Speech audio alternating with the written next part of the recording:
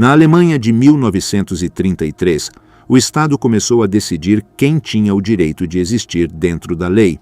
Não foi um ato ilegal, foi um processo administrativo.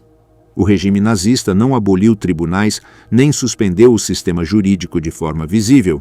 Utilizou decretos de emergência, redefiniu delitos e transformou a justiça em um instrumento de obediência. Milhões de pessoas foram privadas de direitos, classificadas e excluídas mediante normas legais. Antes de qualquer ação direta, deixaram de ser cidadãos protegidos. A violência não foi anunciada como ruptura, mas sim como aplicação de procedimentos. Formulários, ordens internas e decisões técnicas substituíram o uso aberto da força. Cada função estava delimitada, cada responsabilidade deslocada. Em que momento uma assinatura valeu mais que uma vida? Quantas pessoas foram destruídas sem que ninguém apertasse um gatilho ou quebrasse a lei? Até onde pode chegar um Estado quando o crime é escrito como norma e a obediência substitui a consciência? A lei como salvação. Quando a ordem prometida justificou a renúncia aos direitos. Quando o regime nacional-socialista chegou ao poder em 1933, a Alemanha não era uma sociedade ansiosa por crime, violência indiscriminada ou assassinato em massa. Era, pelo contrário, uma sociedade exausta.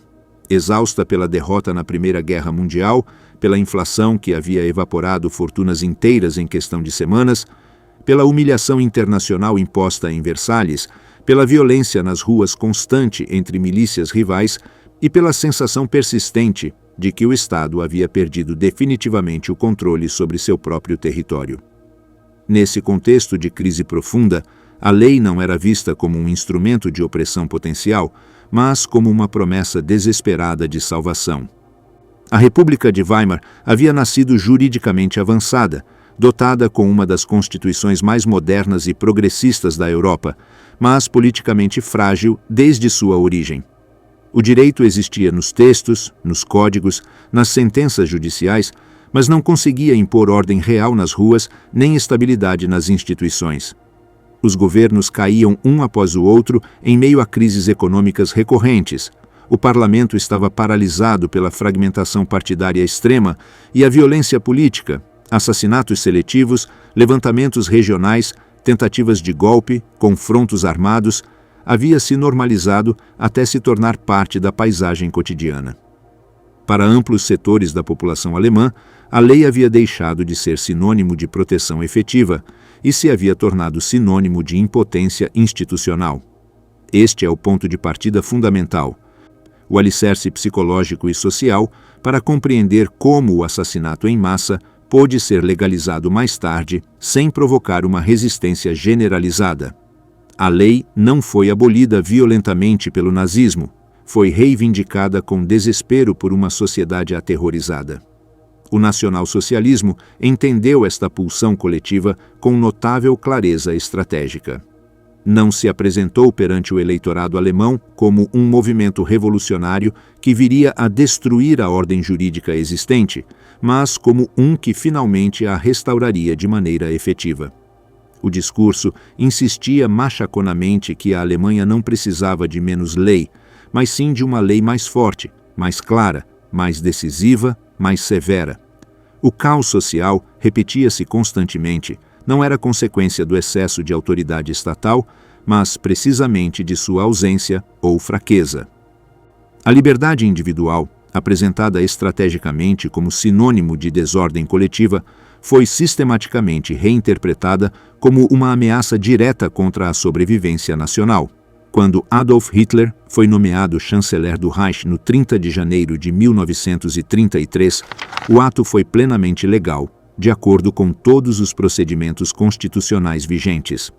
Não houve um golpe de Estado clássico com tanques nas ruas. Não houve uma suspensão imediata e dramática da Constituição de Weimar. Tudo ocorreu escrupulosamente dentro das margens formais do sistema político existente, com nomeações oficiais, cerimônias protocolares e juramentos solenes. Esta legalidade inicial não foi um detalhe menor ou cosmético. Permitiu que milhões de cidadãos alemães percebessem a ascensão do novo poder não como uma ruptura violenta da ordem, mas como uma correção necessária e legítima dentro do sistema. Desde o primeiro momento de sua gestão, o regime esforçou-se meticulosamente para transmitir uma imagem pública de normalização institucional. Falava-se constantemente em limpar o aparato estatal de elementos corruptos, em reordenar a vida pública segundo princípios claros, em restaurar a autoridade que havia sido erosionada. O vocabulário empregado era deliberadamente jurídico, administrativo, quase terapêutico em seu tom. A mensagem política era perfeitamente clara. A lei alemã havia sido perigosamente enfraquecida por inimigos internos, comunistas, especuladores, agitadores, e precisava ser urgentemente fortalecida, mesmo que isso implicasse tomar decisões severas que em tempos normais poderiam parecer excessivas.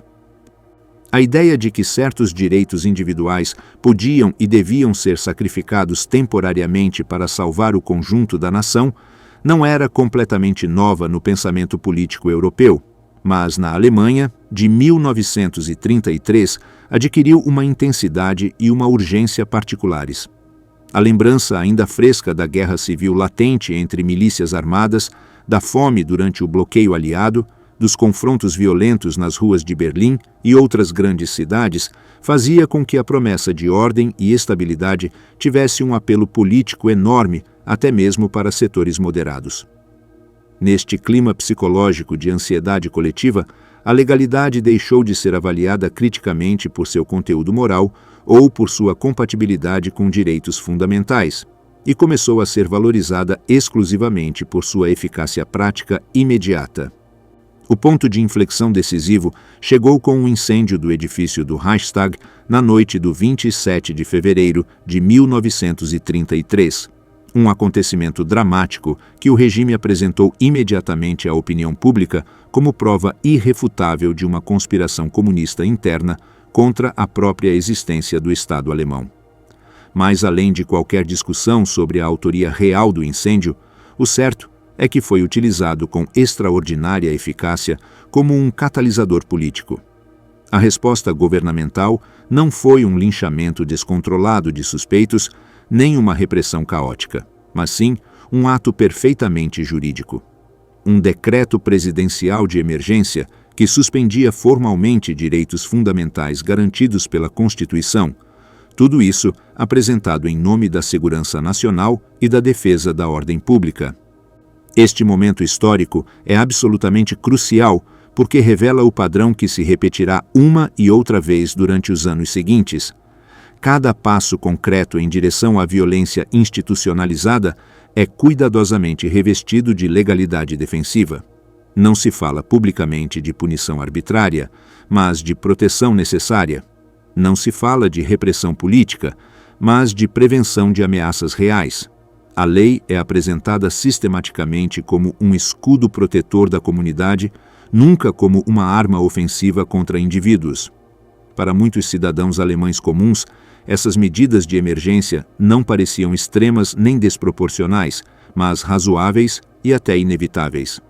A suspensão de liberdades civis básicas, liberdade de imprensa, liberdade de reunião, inviolabilidade do domicílio, privacidade das comunicações, foi socialmente aceita porque era percebida como uma resposta proporcional a uma ameaça existencial contra a nação. O direito deixou de funcionar como um limite eficaz ao poder estatal e passou a ser precisamente sua justificativa mais poderosa. A pergunta política central já não era: é legal esta medida? Mas simplesmente: é necessária para a sobrevivência? Aqui ocorre um deslocamento conceitual absolutamente fundamental na cultura jurídica alemã. A lei começa a se definir não por princípios universais abstratos ou por direitos inalienáveis, mas exclusivamente por objetivos políticos concretos determinados pelo Estado. O fim político supremo, a sobrevivência do Estado, a unidade nacional, a segurança coletiva, passa a ditar diretamente o conteúdo específico do que é considerado legal. E quando o fim é considerado politicamente absoluto e inquestionável, praticamente qualquer meio pode ser absorvido sem dificuldade pela linguagem jurídica formal. O seguinte passo nesta progressão foi consolidar definitivamente esta lógica excepcional dentro do próprio sistema parlamentar. A chamada Lei Habilitante, aprovada formalmente no 23º de março de 1933, permitiu ao governo nacional socialista legislar diretamente sem necessidade de aprovação parlamentar, inclusive em direta contradição com artigos específicos da Constituição vigente. Novamente, essa medida extraordinária não foi apresentada publicamente como uma abolição definitiva da ordem legal republicana, mas como uma medida excepcional e supostamente temporária para superar uma crise nacional excepcional. Prometeu-se solenemente que seria provisória. Assegurou-se nos debates que a essência fundamental do direito alemão permaneceria intacta. Na prática concreta, no entanto, este ato legislativo marcou a transferência definitiva e irreversível do poder legislativo do parlamento para o executivo controlado pelo partido.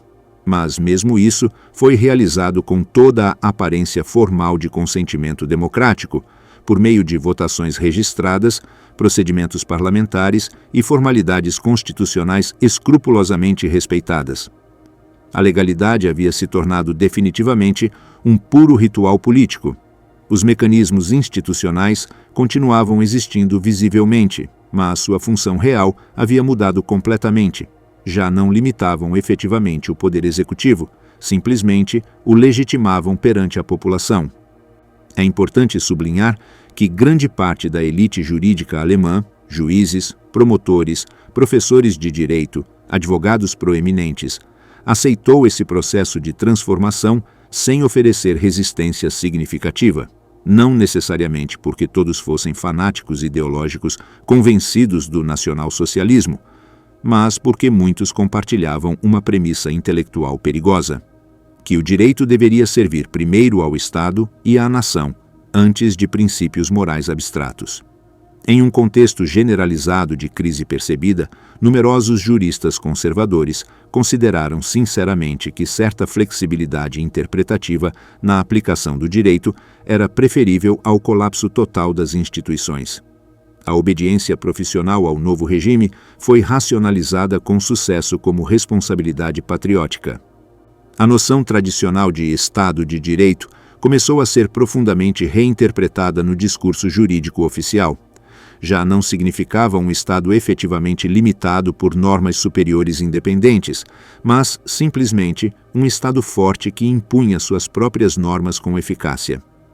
A lei deixou de ser concebida como um espaço aberto de debate moral sobre o justo e se transformou progressivamente em mero instrumento técnico ao serviço de objetivos políticos.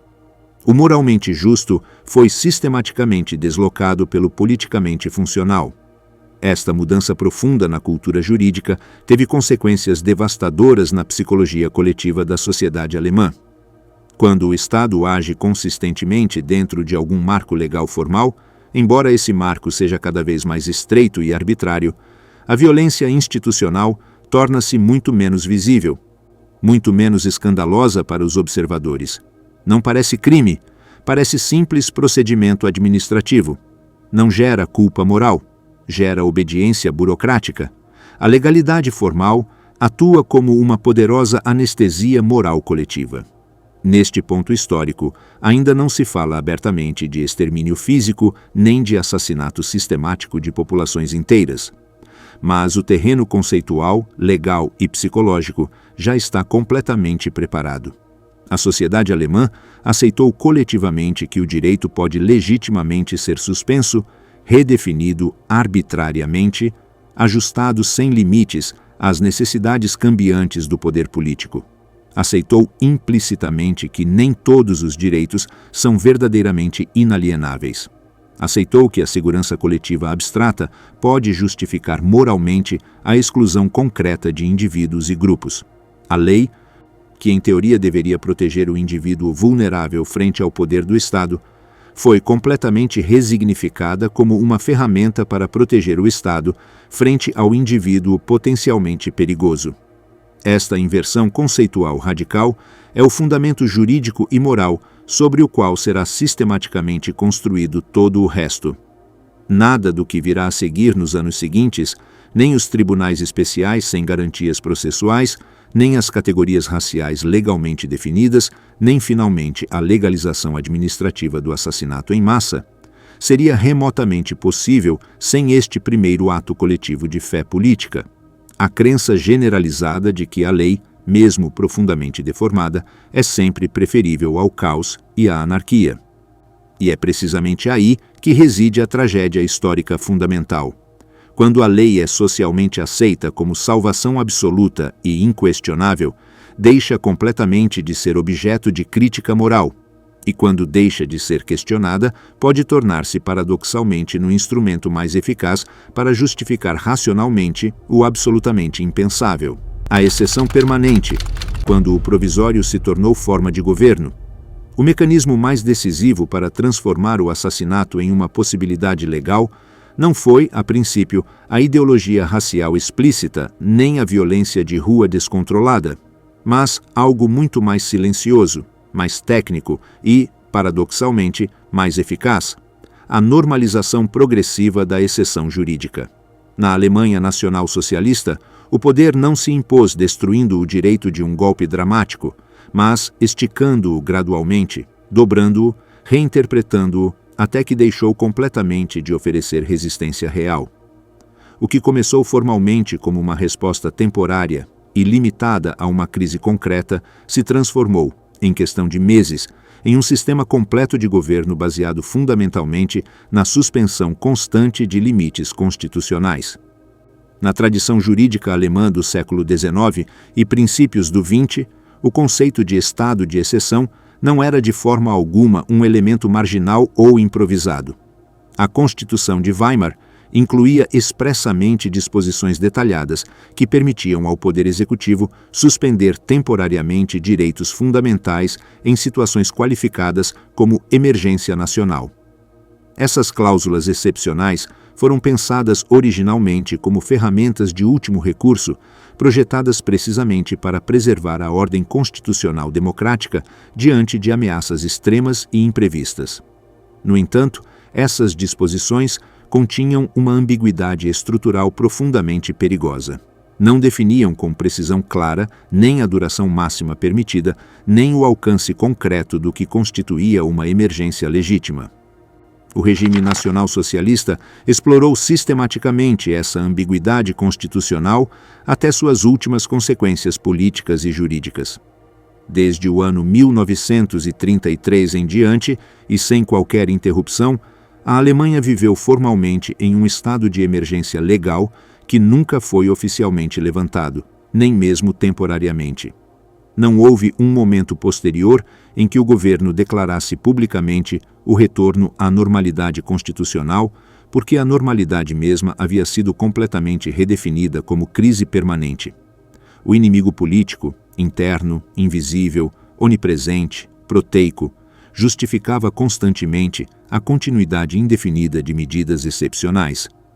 Este modelo de governo tinha uma vantagem política crucial para o exercício do poder.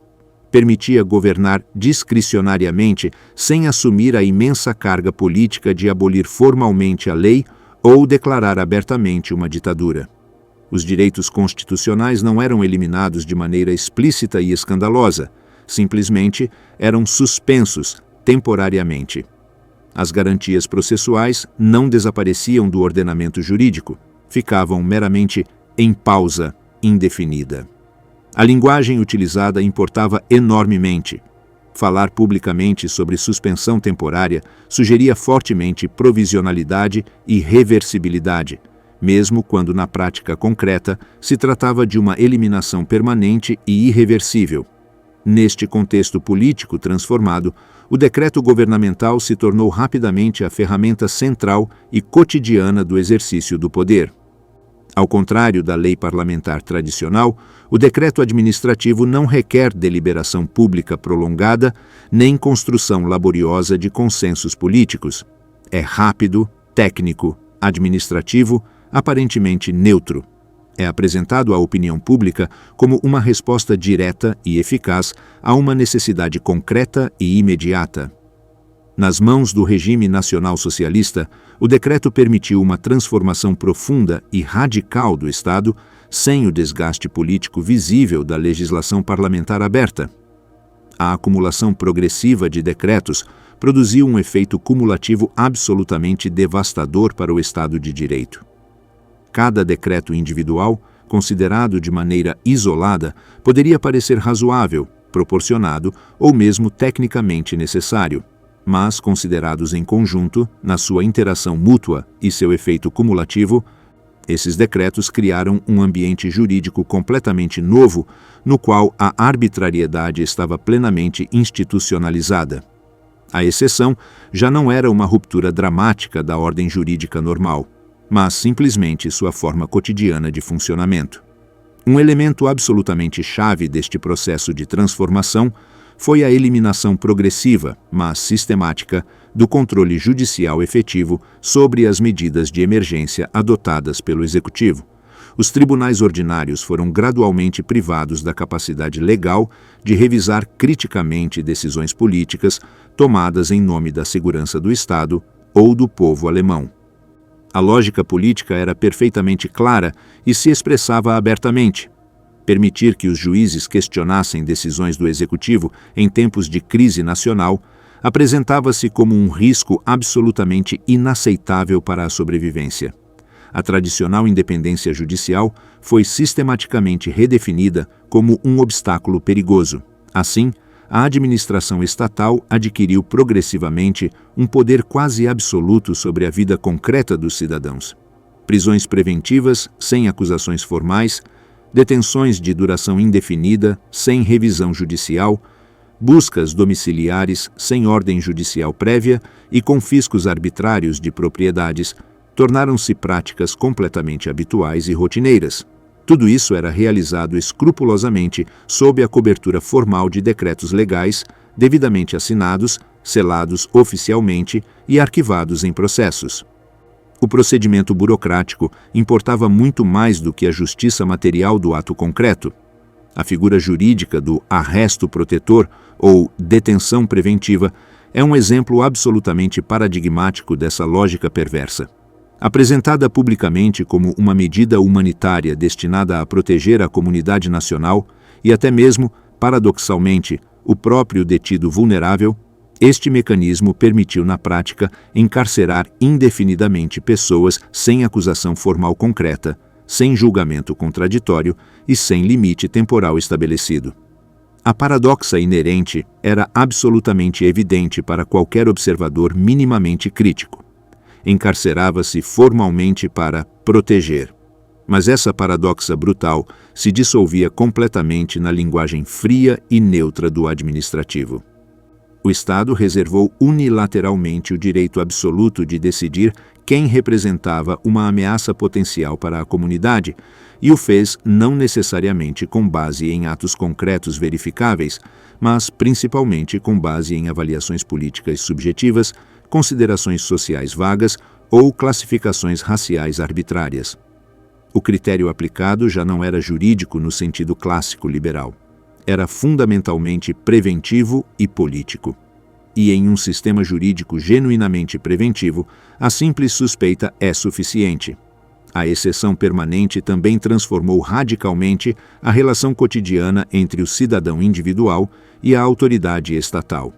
Sob um regime genuíno de direitos constitucionais, o cidadão pode legítima e formalmente apelar decisões, reclamar formalmente, resistir legalmente por meio de procedimentos estabelecidos. Sob um regime normalizado de exceção permanente, o cidadão se torna progressivamente um mero objeto passivo de gestão administrativa. Não se lhe responde com argumentos jurídicos, mas simplesmente com medidas executivas. Não se lhe julga segundo normas pré-estabelecidas, se lhe administra segundo necessidades políticas. Esta lógica profundamente antijurídica se filtrou progressivamente em todos os níveis burocráticos do Estado alemão. Funcionários administrativos, policiais de todos os níveis, burocratas ministeriais aprenderam rapidamente a operar profissionalmente em um ambiente onde a legalidade formal já não era um limite real à ação, mas simplesmente uma cobertura procedural. A pergunta operacional deixou de ser: isso é permitido pela lei?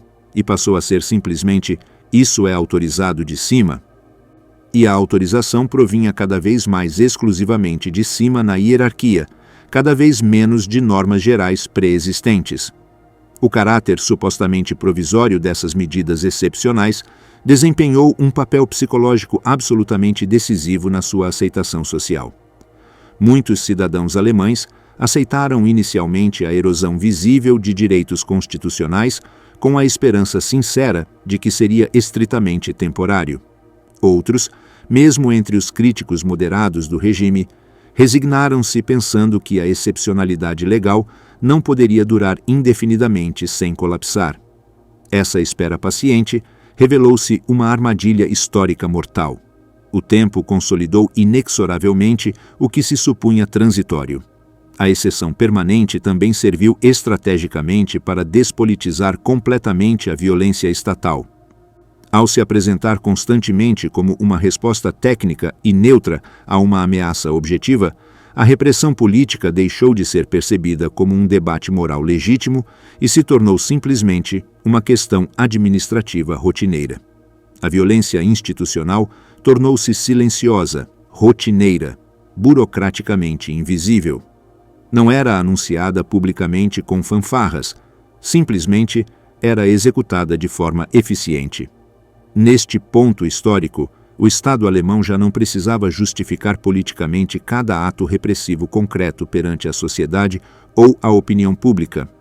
Bastava invocar formalmente a existência contínua de um perigo abstrato para a nação. O inimigo não precisava necessariamente ser real ou verificável, apenas tinha que ser politicamente plausível.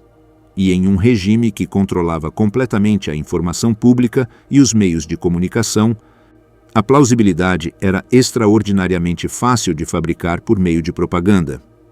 Outro efeito absolutamente crucial deste sistema foi a fragmentação progressiva da responsabilidade individual. Em um sistema governado fundamentalmente por decretos administrativos e ordens excepcionais verticais, cada ator burocrático cumpre apenas uma função limitada e especializada. O funcionário executa mecanicamente uma instrução recebida. O policial aplica rotineiramente uma medida ordenada. O burocrata processa eficientemente um formulário padronizado. Ninguém aparentemente toma decisões políticas de alto nível. Todos simplesmente cumprem tarefas técnicas atribuídas.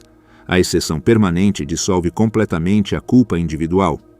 Este ambiente jurídico e político profundamente transformado preparou sistematicamente o terreno para formas de violência estatal cada vez mais radicais e extremas. Quando o Estado se acostuma institucionalmente a agir habitualmente fora das garantias constitucionais normais, o limiar do socialmente aceitável se desloca constantemente. O que ontem parecia extremo ou escandaloso, hoje parece insuficiente ou morno. A suspensão normalizada de direitos torna-se progressivamente em pré-condição necessária para a sua eliminação definitiva. É absolutamente importante compreender historicamente que este processo de transformação não foi caótico, improvisado ou acidental. Foi metódico, gradual, cuidadosamente calculado e deliberadamente administrado. A exceção permanente não foi um acidente infeliz do sistema político, foi precisamente seu desenho institucional consciente. Permitiu ao regime adaptar-se taticamente, radicalizar-se ideologicamente e expandir-se territorialmente sem enfrentar rupturas legais dramáticas ou resistências institucionais visíveis. No final deste processo de normalização da exceção, o Estado alemão já não era um Estado de direito no sentido clássico liberal do termo, mas também não era simplesmente um Estado completamente sem lei ou puramente arbitrário. Era algo estruturalmente mais perigoso e politicamente mais eficaz. Um Estado onde a lei formal ainda existe visivelmente, mas funciona exclusivamente como instrumento dócil do poder político. Um Estado onde a exceção jurídica não interrompe ocasionalmente a normalidade constitucional, mas a define completamente. Neste ponto histórico preciso, o aparato jurídico alemão está completamente pronto para algo muito mais radical do que a simples repressão política preventiva. Está estruturalmente pronto para punir sistematicamente, excluir categoricamente e condenar definitivamente não apenas comportamentos individuais concretos, mas lealdades políticas, atitudes ideológicas e, finalmente, identidades coletivas inteiras. A exceção permanente criou com sucesso o espaço jurídico e político necessário para que a justiça deixe completamente de perguntar o que realmente aconteceu e comece a perguntar exclusivamente de que lado político você está. A justiça obediente, quando o tribunal deixou de julgar fatos e começou a punir lealdades.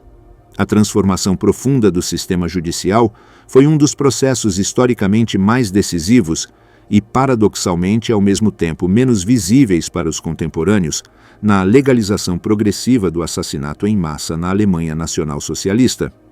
Não porque os juízes começassem diretamente a matar com suas próprias mãos, mas porque deixaram sistematicamente de cumprir a função institucional que historicamente tornava impossível esse tipo de crime estatal: limitar efetivamente o poder do Estado por meio da aplicação independente do direito. Quando os tribunais alemães deixaram de julgar fatos concretos verificáveis e começaram a avaliar atitudes políticas, convicções ideológicas e supostas lealdades coletivas, o direito penal deixou definitivamente de ser um freio ao poder e se tornou uma arma política. O regime nacional-socialista compreendeu desde o início com notável clareza que não bastava politicamente com decretos governamentais de emergência ou com uma polícia política poderosa e onipresente.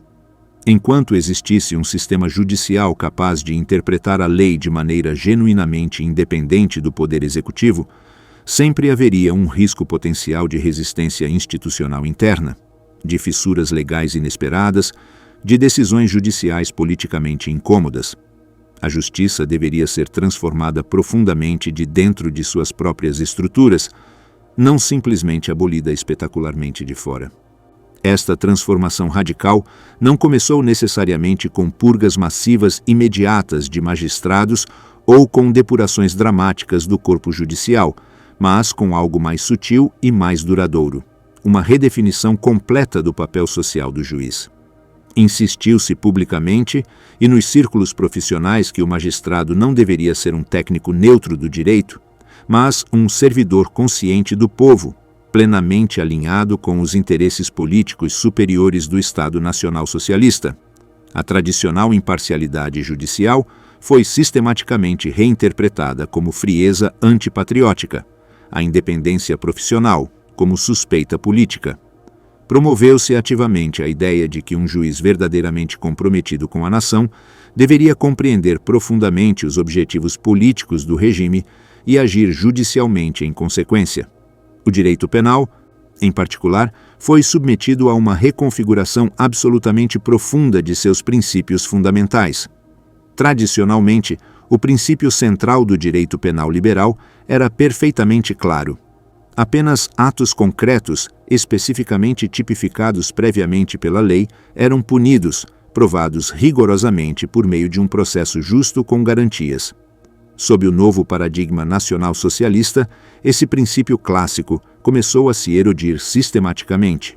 O delito deixou progressivamente de ser definido apenas pelo que alguém havia feito materialmente e começou a ser definido perigosamente pelo que alguém representava ideologicamente ou pelo que potencialmente poderia fazer. A criação deliberada de tribunais especiais marcou um ponto de inflexão absolutamente decisivo neste processo. Estes órgãos jurisdicionais não foram institucionalmente projetados para ministrar justiça no sentido clássico do termo, mas para agir com rapidez burocrática e severidade exemplar frente a ameaças políticas definidas amplamente. Os procedimentos eram sumários e acelerados, as garantias processuais mínimas ou diretamente inexistentes, e as sentenças praticamente previsíveis antes do julgamento. A justiça tornou-se definitivamente um espetáculo disciplinar público. Nestes tribunais especiais, a prova material deixou de ocupar um lugar central no processo. O que realmente passou a ser decisivo foi a atitude geral do acusado, a linguagem utilizada, seu passado político, suas associações pessoais.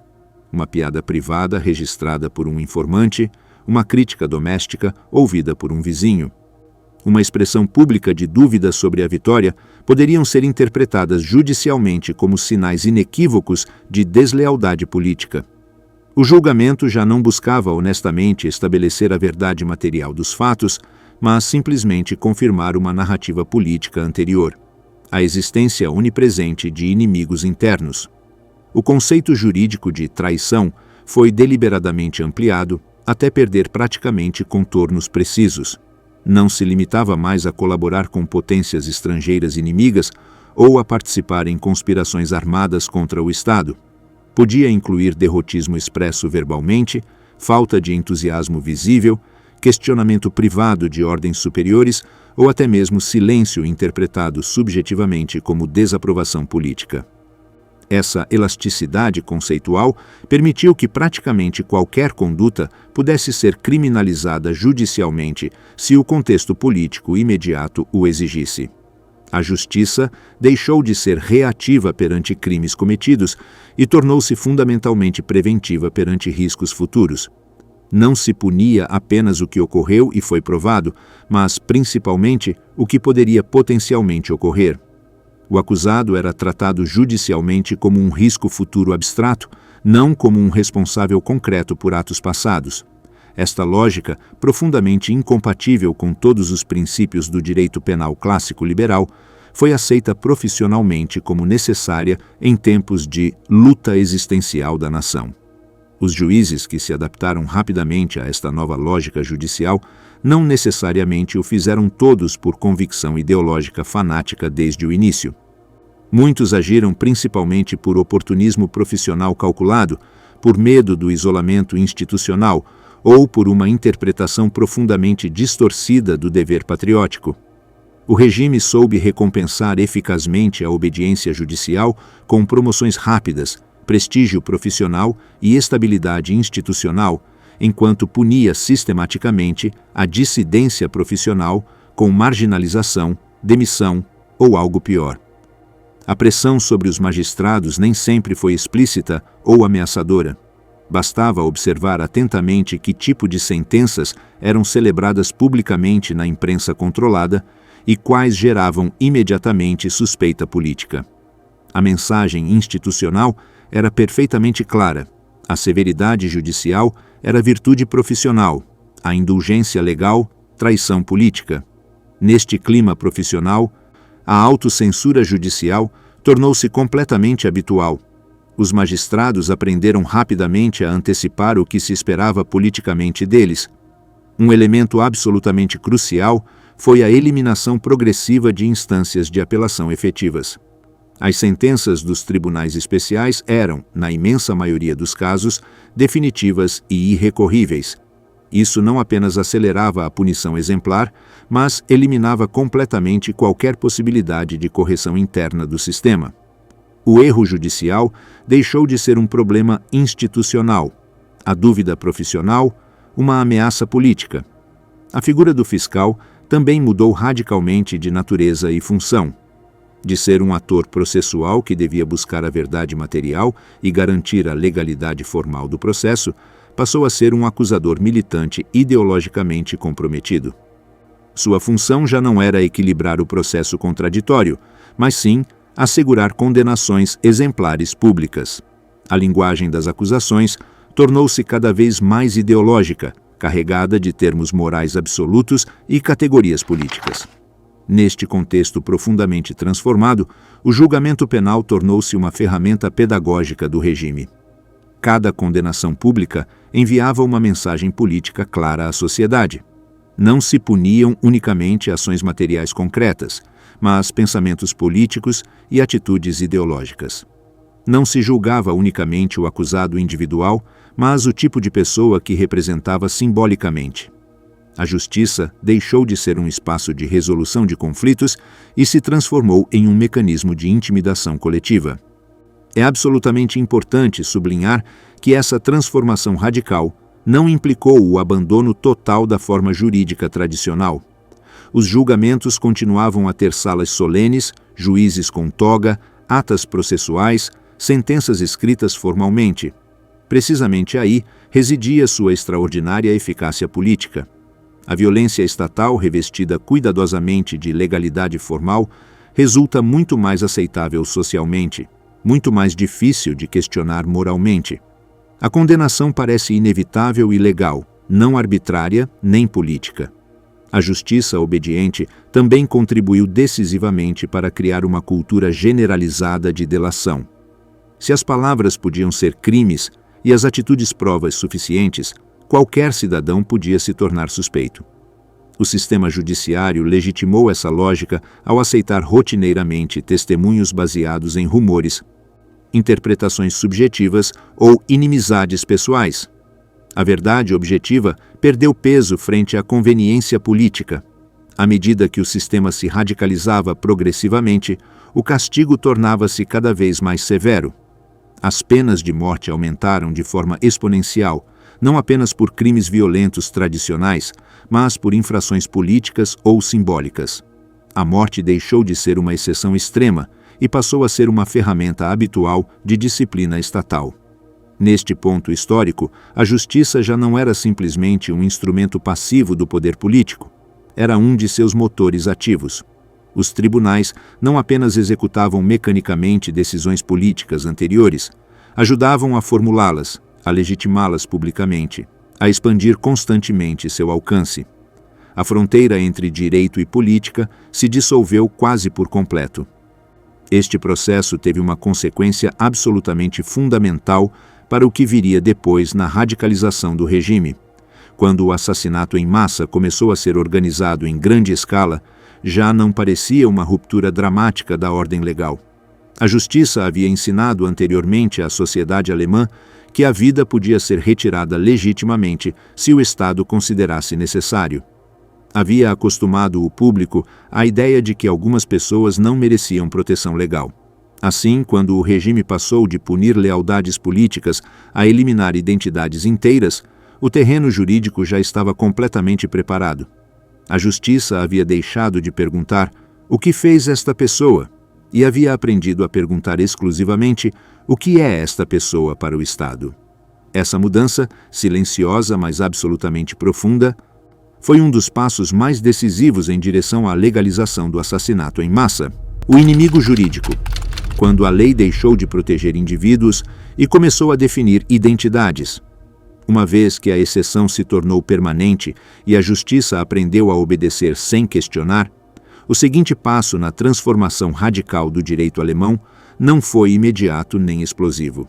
Foi mais frio, mais administrativo, mais burocrático e, por isso mesmo, estruturalmente mais perigoso a longo prazo.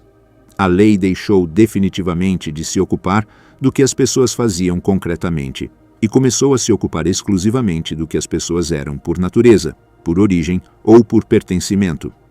Este foi o momento histórico absolutamente preciso em que o direito abandonou definitivamente sua função protetora universal e se tornou uma ferramenta sofisticada de classificação, hierarquização e exclusão humana sistemática. Até esse ponto do processo histórico, a repressão estatal ainda podia se apresentar publicamente como resposta proporcional a condutas individuais específicas. Conspirar politicamente contra o Estado, criticar publicamente o governo, resistir a ordens legais, desobedecer leis vigentes, participar em atividades subversivas. A partir daqui, a conduta individual já não era necessária nem relevante para a intervenção estatal. Bastava simplesmente existir dentro de uma categoria considerada incompatível com a ordem do Estado Nacional Socialista. O inimigo deixou definitivamente de ser uma figura política ativa, que fazia algo concreto contra o regime, e se transformou em uma condição jurídica permanente e imutável, em uma identidade fixa. Esta mudança radical não ocorreu de um dia para o outro, nem foi apresentada publicamente como uma ruptura dramática com a tradição legal alemã. Foi introduzida gradualmente por meio de definições técnicas aparentemente neutras, registros administrativos rotineiros, regulamentos burocráticos detalhados e distinções aparentemente técnicas e objetivas. A linguagem utilizada foi absolutamente chave para sua aceitação social generalizada. Não se falava publicamente de perseguição arbitrária, mas de regulação necessária, não de exclusão discriminatória, mas de esclarecimento de status legal, não de violência institucional, mas de ordenamento da comunidade nacional, não de ódio racial, mas de proteção do sangue alemão. O direito tornou-se metódica e sofisticadamente em um sistema de etiquetagem humana. O regime nacional-socialista desenvolveu uma concepção completamente nova do direito, baseada fundamentalmente na ideia de comunidade nacional racialmente homogênea e culturalmente uniforme. Segundo essa lógica profundamente antiliberal e anti-individualista, a lei não deveria proteger todos os habitantes do território de forma igual, mas servir exclusivamente aos interesses coletivos do corpo do povo alemão. Aqueles considerados estranhos por origem, prejudiciais por natureza ou degenerados por condição ficavam automaticamente fora dessa proteção por definição legal anterior. A pertença à comunidade jurídica deixou de ser um direito universal e se tornou um privilégio seletivo que o Estado concedia ou revogava. A noção clássica liberal de igualdade perante a lei foi abandonada sem necessidade de declará-la explicitamente em um novo texto constitucional. Em seu lugar, foi introduzida progressivamente uma hierarquia jurídica extremamente complexa de pessoas. No topo estavam os membros plenos da comunidade nacional, com todos os seus direitos garantidos. Abaixo, uma série de grupos intermediários com direitos progressivamente limitados segundo critérios variáveis. Ao final, indivíduos completamente excluídos da proteção legal. Esta hierarquia não se baseava em ações verificáveis ou comportamentos demonstráveis, mas em origem étnica, condição física, convicções políticas herdadas, antecedentes familiares ou suposta utilidade social para o Estado. Um dos elementos mais decisivos para a eficácia deste sistema foi a obsessão administrativa pelo registro sistemático e exaustivo da população. O Estado começou a coletar informações de maneira metódica e obsessiva, genealogias familiares completas que remontavam várias gerações atrás, históricos médicos detalhados desde o nascimento, afiliações políticas passadas de toda a família, antecedentes familiares de doenças hereditárias ou condutas consideradas antissociais. Esses dados não eram neutros nem puramente informativos. Serviam especificamente para atribuir a cada indivíduo uma categoria jurídica específica, com consequências concretas imediatas para todos os aspectos de sua vida cotidiana. A lei começou a funcionar como uma fronteira móvel e seletiva. Nem todos cruzavam ao mesmo tempo, nem da mesma maneira, em direção à exclusão progressiva. Alguns perdiam primeiro direitos civis básicos como o voto ou a liberdade de expressão. Outros, acesso ao trabalho em certas profissões consideradas sensíveis. Outros, a capacidade de contrair casamento legalmente com membros da comunidade nacional. Outros, a proteção efetiva contra a violência estatal ou privada. Cada passo parecia limitado e específico, mesmo razoável dentro do quadro ideológico do regime. Mas o efeito acumulativo era absolutamente devastador para os afetados e suas famílias. É absolutamente crucial entender historicamente que esta exclusão foi legal muito antes de ser violenta. As pessoas afetadas deixaram de ser sujeitos plenos do direito muito antes de serem fisicamente assassinadas ou deportadas. Quando finalmente foram deportadas em massa, internadas em campos de concentração ou executadas, já não existiam juridicamente como indivíduos com direitos protegidos pelo Estado. O assassinato não quebrava a ordem legal estabelecida, simplesmente a completava logicamente segundo sua própria lógica interna. O direito civil, o direito administrativo e o direito penal trabalharam conjuntamente neste processo de exclusão progressiva. A exclusão não foi apenas penal ou repressiva, foi simultaneamente econômica, social, familiar, educacional, sanitária e espacial. A lei regulou meticulosamente quem podia trabalhar em quais profissões, estudar em quais instituições educacionais, possuir quais tipos de bens, herdar quais propriedades, deslocar-se livremente por quais territórios, casar-se com quem especificamente, ou mesmo receber que tipo de atenção médica em quais instituições. Cada restrição específica reforçava a ideia geral de que certos indivíduos não pertenciam plenamente à comunidade jurídica protegida pelo Estado.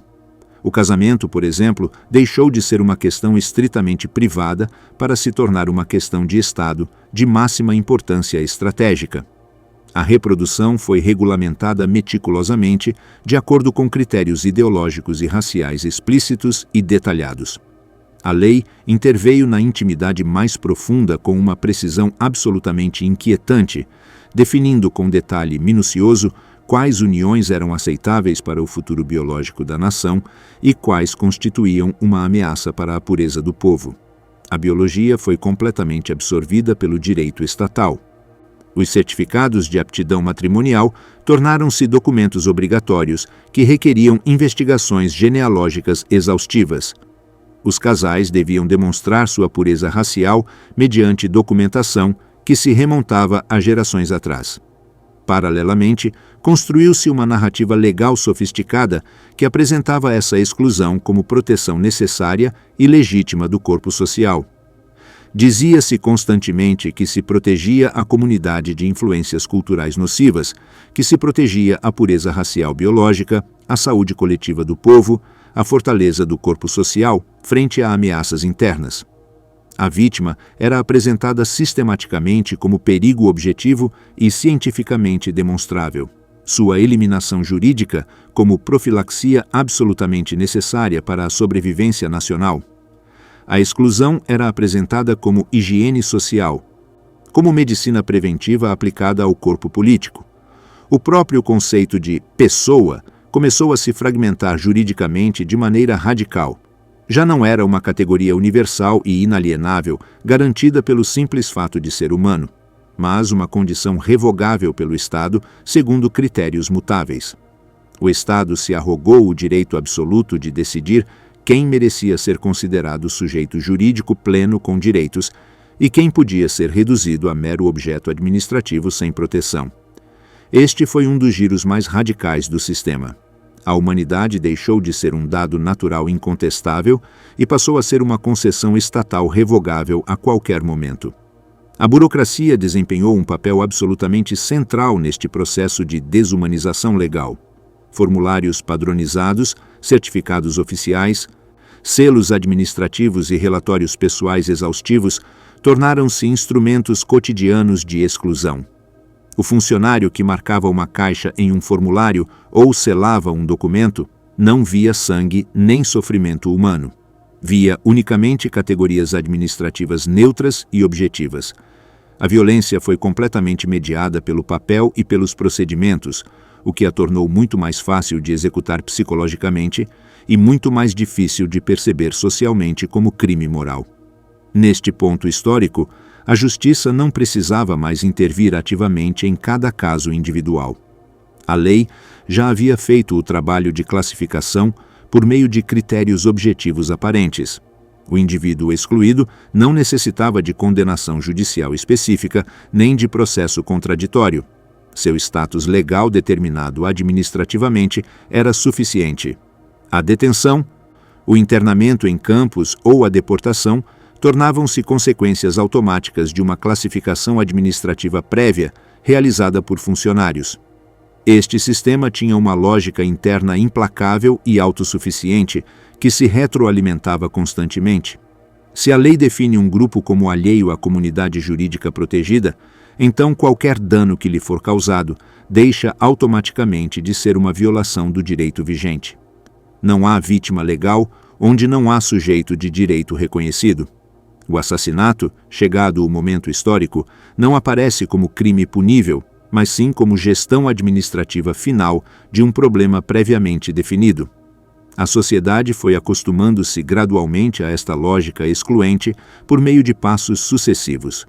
No princípio, a exclusão afetava apenas grupos claramente sinalizados pela propaganda como perigosos.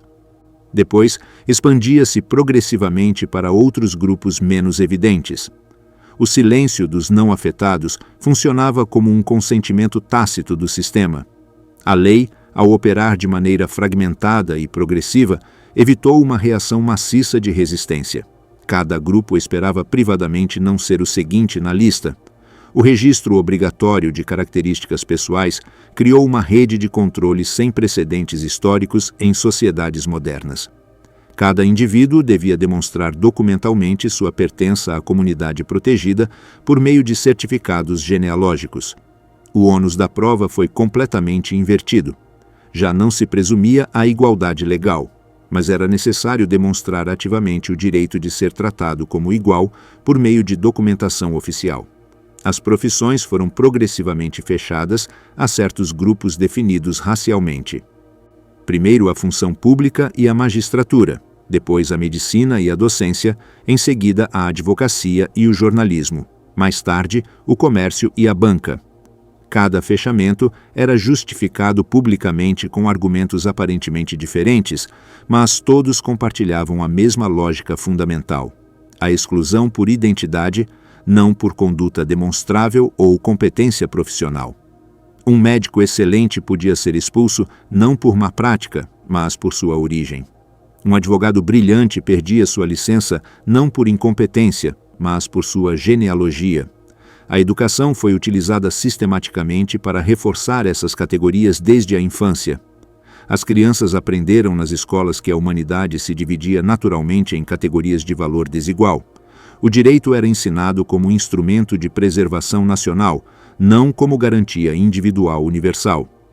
A próxima geração internalizou essas categorias como naturais e inquestionáveis, como fatos biológicos objetivos. Os livros didáticos apresentavam as classificações raciais como ciência, não como ideologia.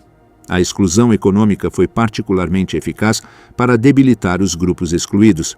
Sem acesso legal ao trabalho, sem possibilidade de comerciar, sem proteção da propriedade, os excluídos foram progressivamente empobrecidos. A miséria econômica resultante reforçava a narrativa oficial de que constituíam um fardo para a sociedade e justificava medidas adicionais. O empobrecimento forçado era apresentado como evidência de inferioridade natural. A identificação obrigatória por meio de marcas visíveis completou o sistema de controle. Os excluídos deviam portar sinais que os identificassem publicamente a todo momento. Essa visibilidade forçada facilitava o controle social cotidiano e a vigilância mútua entre cidadãos, transformando toda a sociedade em vigilante do sistema. A marca visível transformava a categoria legal abstrata em uma realidade cotidiana inescapável. O espaço público foi progressivamente fechado através de regulamentações cada vez mais restritivas. Primeiro, certos lugares específicos como parques ou teatros, depois, certas horas do dia para usar transporte público, finalmente zonas inteiras das cidades foram declaradas proibidas.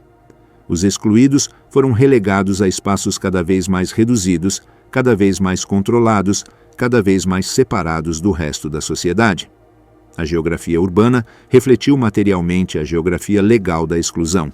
As restrições se estenderam até aspectos cotidianos da vida: onde comprar alimentos, em quais bancos sentar nos parques, quais vagões de trem usar, quais horas frequentar certos lugares públicos. Cada aspecto da vida cotidiana ficou regulado de acordo com a categoria legal atribuída. A exclusão se tornou total, abrangendo cada momento do dia.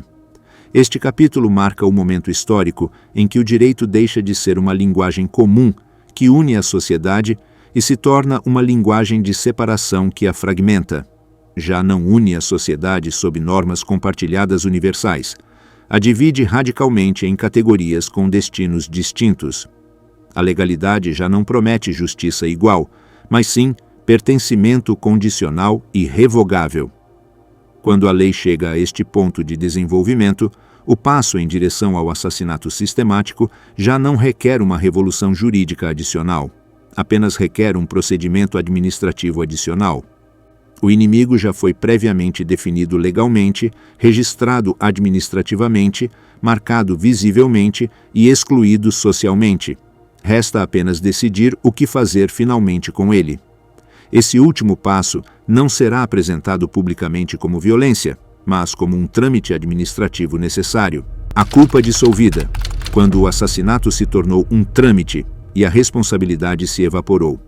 O último passo na legalização do assassinato em massa não foi um decreto explícito que autorizasse formalmente a matar, nem uma lei pública que declarasse dispensável a vida humana de certos grupos.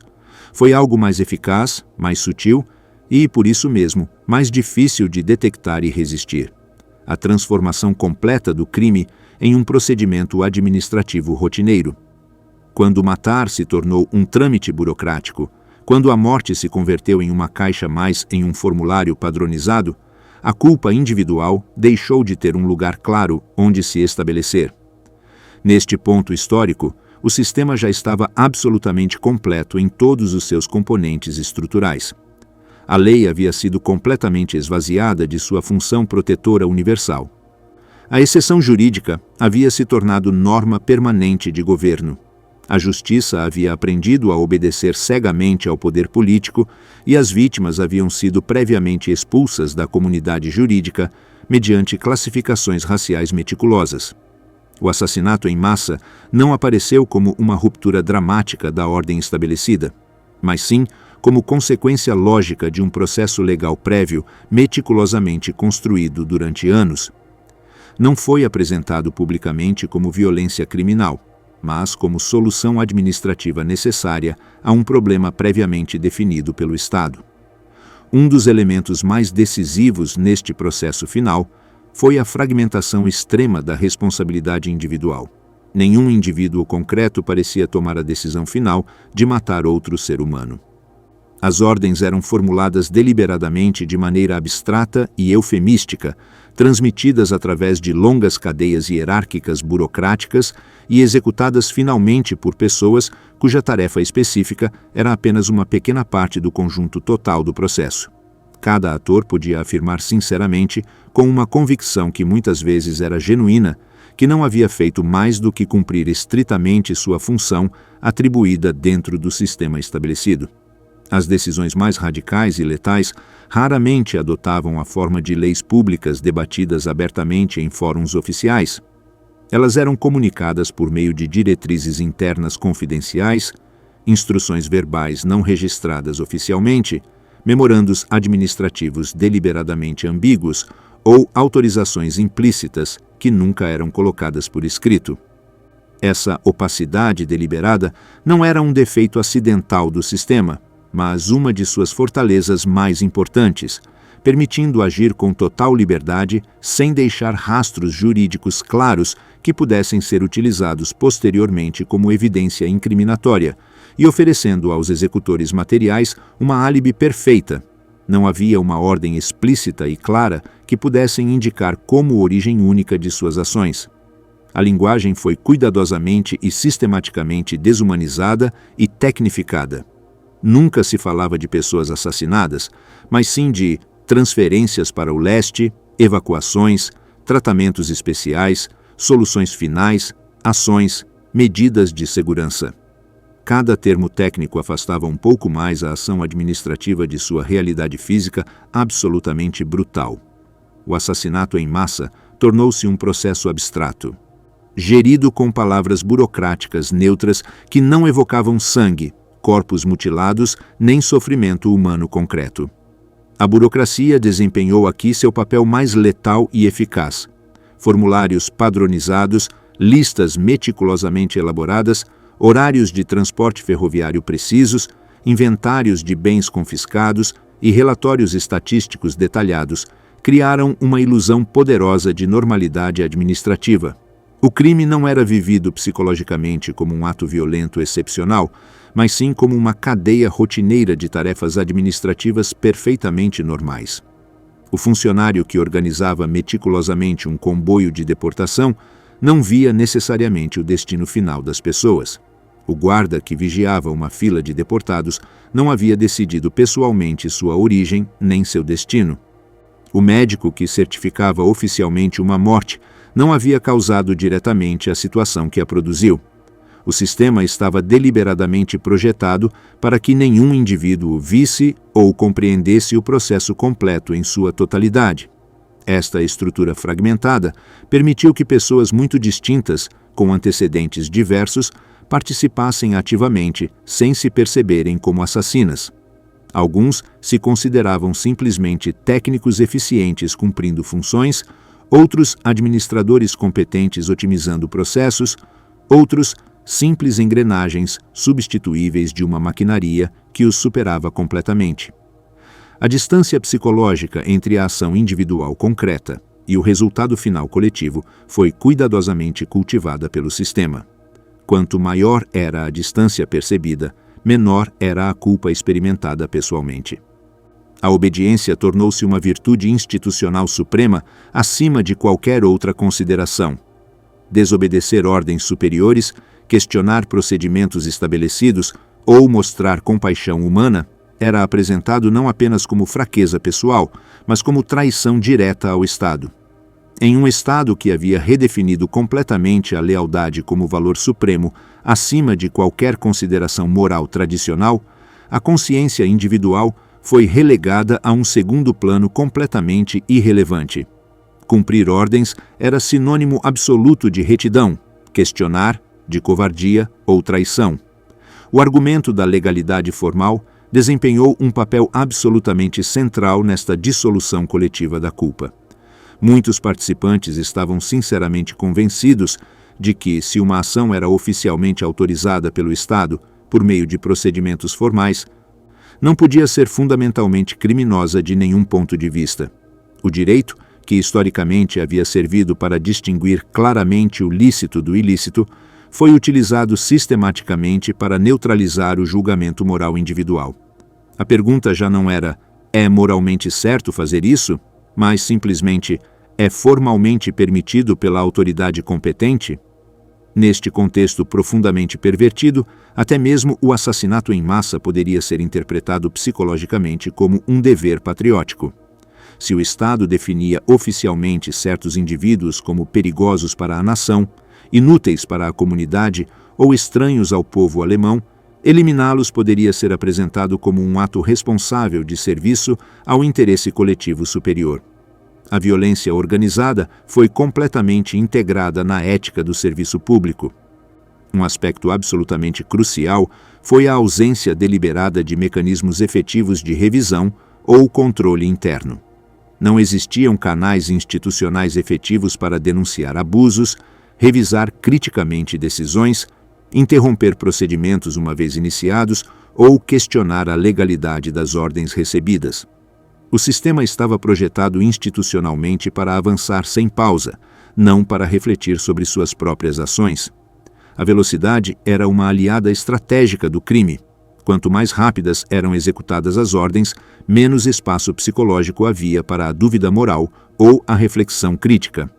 A eliminação da responsabilidade também operou sistematicamente para cima na hierarquia administrativa e política. As figuras de autoridade máxima raramente assinavam pessoalmente ordens detalhadas de assassinato em massa. Seu poder residia em criar um clima político geral no qual outros atores subordinados agissem espontaneamente, antecipando sua vontade implícita. Essa forma de comando, baseada na interpretação subordinada e na iniciativa antecipada, permitia que as decisões mais brutais fossem executadas sem instruções explícitas formais que pudessem comprometer posteriormente. A cadeia de comando tornou-se um labirinto burocrático intencionalmente confuso. Cada nível hierárquico podia apontar para o nível anterior ou para o seguinte como a verdadeira fonte da decisão. Essa ambiguidade estrutural foi explorada sistematicamente após a guerra, quando muitos responsáveis alegaram desconhecimento das consequências finais, simples obediência a ordens superiores ou falta de competência legal para decidir. O sistema havia sido projetado precisamente para produzir esse efeito defensivo. O assassinato em massa, assim concebido e organizado, não requereria fanatismo ideológico constante em cada participante. Poderia ser executado por pessoas comuns e correntes, perfeitamente integradas em uma rotina laboral normal. A repetição cotidiana transformou o excepcional em cotidiano. Com o tempo, o absolutamente impensável deixou de ser. A violência perdeu seu caráter moralmente transgressor e se tornou parte da normalidade laboral.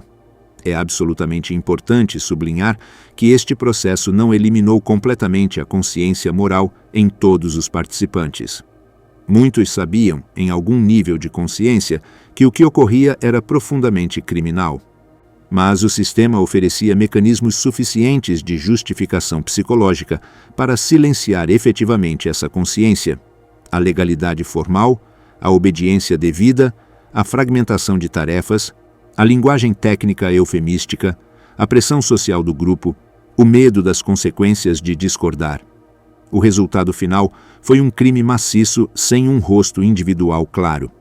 Não porque não houvesse vítimas visíveis e sofrendo, mas porque não havia um único perpetrador que pudesse ser apontado como responsável final. O assassinato foi distribuído entre centenas de milhares de mãos, nenhuma das quais parecia segurar individualmente a arma completa. A responsabilidade evaporou-se completamente na estrutura burocrática. A documentação meticulosa desempenhou um papel absolutamente paradoxal. Por um lado, cada ação era registrada, selada, arquivada com precisão burocrática. Por outro lado, a documentação criava uma falsa sensação de normalidade. O que está devidamente documentado parece legítimo. Os números nos relatórios desumanizavam completamente. Não eram pessoas com nomes, histórias e famílias, eram estatísticas administrativas. Os testemunhos posteriores de funcionários nos julgamentos do pós-guerra revelaram essa mentalidade burocrática de maneira assustadora. Muitos descreveram seu trabalho em termos puramente técnicos: otimizar rotas de transporte, melhorar a eficiência dos procedimentos, reduzir custos operacionais. A morte em massa tinha se tornado um problema de logística. A hierarquia militar e administrativa proporcionou outra camada de proteção psicológica. Quem recebia ordens podia dizer que apenas obedecia. Quem as dava, que apenas transmitia diretrizes superiores. A responsabilidade flutuava, sem nunca se assentar em um lugar específico. O isolamento físico das vítimas foi crucial. Os campos de concentração e extermínio estavam distantes de centros urbanos principais. A população civil podia fingir ignorância, embora os indícios fossem múltiplos. O sistema facilitava essa ignorância deliberada. A propaganda construiu narrativas que apresentavam essas ações como defesa necessária. As vítimas eram descritas constantemente como ameaças, como inimigos internos, como perigos para a sobrevivência nacional. Matar tornava-se assim em autodefesa coletiva. O sistema também gerou benefícios materiais diretos para muitos participantes: propriedades confiscadas, posições de trabalho vagas, objetos de valor redistribuídos. Esses incentivos materiais criaram cumplicidade silenciosa, até mesmo entre aqueles que não participavam diretamente. A normalização foi tão profunda que alguns executores desenvolveram rotinas completamente normais: horários regulares, procedimentos padronizados, até mesmo certa vida social em torno de seu trabalho. O horror havia se transformado em emprego. A especialização de tarefas alcançou níveis extremos. Alguns apenas manuseavam trens, outros apenas mantinham registros, outros apenas guardavam portas. Essa divisão do trabalho fazia com que cada participante pudesse minimizar sua responsabilidade pessoal. O treinamento de pessoal enfatizava a obediência e a eficiência, nunca a reflexão moral.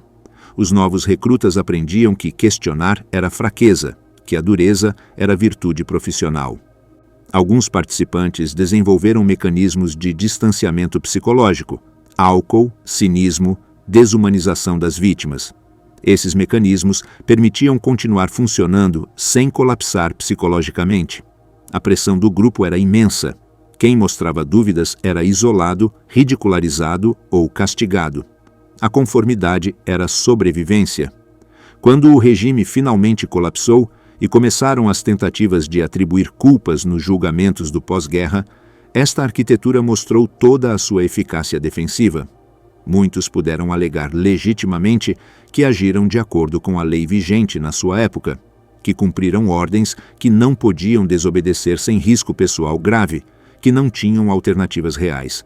Embora esses argumentos nem sempre tenham sido aceitos legalmente, revelaram até que ponto o sistema foi projetado para proteger seus executores por meio da dispersão da responsabilidade.